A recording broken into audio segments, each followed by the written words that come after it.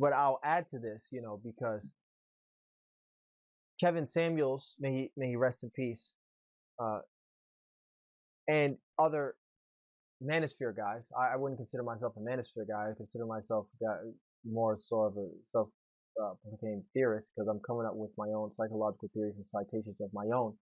But you know, and I'm more scientific and clinical with my understanding of things. But I will say that in the Manosphere, and through to my talkings and things that we talk about, some people might classify as Manosphere, but I don't. I'm not.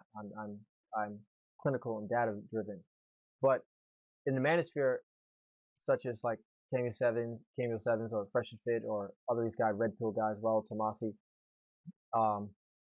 some of these guys have talked about some of these things, not quite the way I explained it, but similar things of this nature.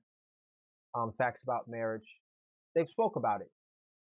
But one thing they don't speak about is, okay, yeah, is what you need to get a woman. That's not what you need to keep a woman. Because when you get in a relationship now, the commodity is no longer about your finances or your ability to cause safety within the family. The fact that you're tall, and after she gets in a relationship with you, and more so after she gets that ring, it's not about any of those things at all. So actually, that's why when I was dating, I understood this, and I didn't know why I understood this because I didn't have the clinical data behind it. But I knew from an a priori situation, and we talked about this years and years ago, before any of these Kevin Samuel guys or these Rollos, before any of these guys were big. We talked about this, and one thing mentioned is where I used to tell you that when I go out with a young lady on a date, I don't tell her what I do.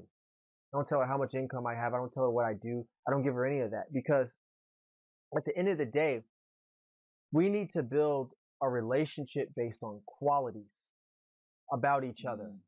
Because if we're not compatible and understand each other's qualities and compatible, relationship's not going to survive. It's not going to matter how much money I have or where I live, what car I drive. None of that. That's going to be relevant in you staying interested in me, but that's not going to be relevant when we're actually committed in a relationship. It's not.